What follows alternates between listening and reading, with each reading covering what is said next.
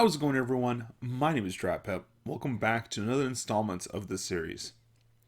Something that my friends and I used to do was we had an apocalypse contingency plan. And we would try to tell each other what our plans were to see if our plans were better than the others. This was kind of like a fun game because it showed that some of our friends were stupid and that they would easily die in an apocalypse. My scenarios were always based around zombies because, I love zombies. I've mentioned that many times in this series. And I want to share with you what my contingency plan is for a zombie apocalypse. And if you have one yourself that you want to share, go ahead and leave that in the comments. I will only judge you a little bit. Unless your plan's better than mine, then I'm going to steal it. I'm going to steal your plan. Um, but the thing is that it also depends on what kind of zombies we're talking about. Because you have ones that are fast and ones that are slow. In my opinion, I feel that when you first turn, you be quick because your muscles are still kind of fresh. But as decay starts to go into effect, you start to slow down a little bit. As a shambling corpse, you're not going to, replenish those torn muscles. So they're just going to continue to get worse. You're not a vampire. You don't have infinite strength. Eventually, your body's going to decay. So I think, for me personally, the best strategy is to stay put for the first 24 hours when people are first getting bit. But you have to also weigh in the options of, do you want to eat? Do you want to risk it? So you have to figure out when's the window of opportunity to get food from the stores before everyone buys everything out. A great example of this is when COVID-19 first happened in 2020, right? There was a window of opportunity when everyone went to the store to get supplies. But here's the thing, people panic bought everything. Everything. The stores were empty. I mean, that's exactly what's going to happen in a zombie apocalypse. People are going to panic buy. They're going to get as much as they can and they're going to lock down, just like they did in 2020. But here's the thing, not everyone is going to believe the virus. Everyone's going to think it's a hoax. So everyone's going to think it's, oh, well, this is just a government plan to keep us locked down, just like they did in 2020, right? And there's going to be people walking around. Now, of course, we know what our government's going to do, right?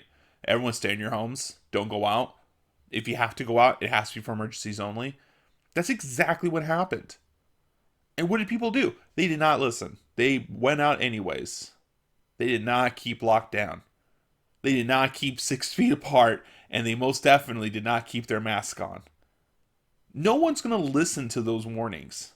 The moment the zombie apocalypse happens, everyone's just going to be, going to parties still, going outside. And then when they see that someone's been bitten, oh, it's just the flu. It's just the cold is what you have. Until the person turns and bites into everyone else. I strongly believe that when the zombie apocalypse does happen, people are just going to think it's human rabies. I strongly believe that. That people are going to hear it and be like, oh, it's just rabies. Just get a rabies shot. You'll be fine. Until, of course, they start saying that the rabies shots cause autism, then they'll stop doing them. They'll be like, oh, well, I'm not going to take this shot. I don't want my kids having autism. That's what they believe. They really believe that. And they hear people on the internet talk about it, and they're like, oh, well, some Joe Schmo said that, so I'm going to believe it too. So I strongly believe that when it happens, people are going to think it's just rabies, and they're not going to keep locked down. But they will panic buy everything. So you have to figure out what your window of opportunity is. Personally, and this is what happened. We found out that COVID-19 was becoming a thing, and we heard rumors of people panic buying toilet paper. So we got a good amount. We didn't panic buy everything, but we got enough that we felt that we could probably last the month if we had to. And sure enough, everyone sold out. So personally, the moment you start hearing of, you know, a viral attack or a rabies attack, and rumors of people starting to panic buy, also do the same. Also buy. You have to. I would also say that home defense is not a bad idea. Don't go crazy and get firearms. Because if this does blow over, then, well, now you got an unregistered firearm. You'd be in trouble for that. And also, ammunition is going to be really difficult to, like, find later on in the apocalypse. So you might want to get very crafty at melee. You might want to. Also, you might want to start working on your cardio. You might. You just might. So during the whole process, right, I feel like there's at least a 2 week window when you want to keep locked down. You have your supplies, you have self defense. Maybe start practicing that self defense. Maybe start boarding up the doors. And definitely keep quiet until, I'm going to say, 2 weeks. I don't know how long it takes for a human body to start decomposing rapidly, but there's a moment when the body starts to decompose rapidly. And that is your window of opportunity to evacuate the city. Now, of course, there'd be a moment when the military would be like, oh, well, we're going to have quarantine zones.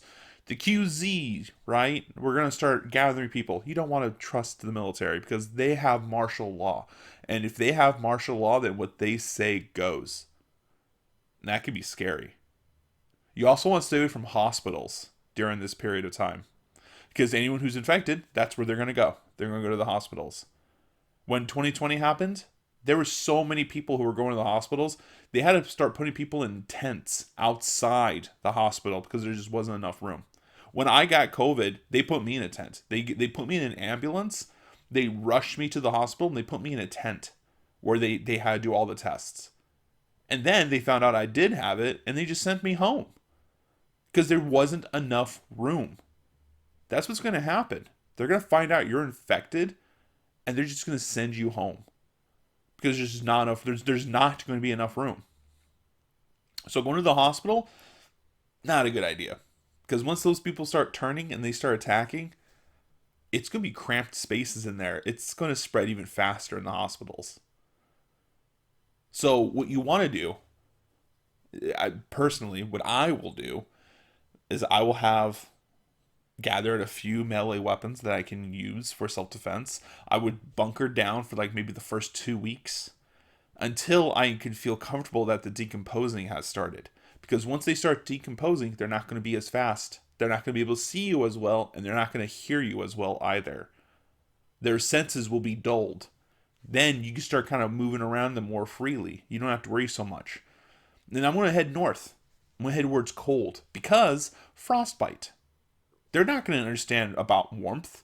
They're just going to be walking around in that snow. God, they're just going to be popsicles. Zombie popsicles is what they're going to end up becoming.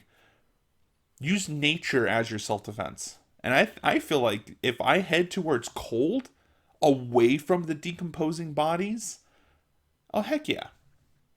I could definitely survive. Especially if I do this smart. There's plants that can grow in the Arctic. There's vegetables that can grow. Especially if I do a greenhouse. I can teach myself how to plant. But if I can't, right? Let's say I can't do that. Let's say going north towards cold is not the option. I could still probably see myself living in like a small village, small community.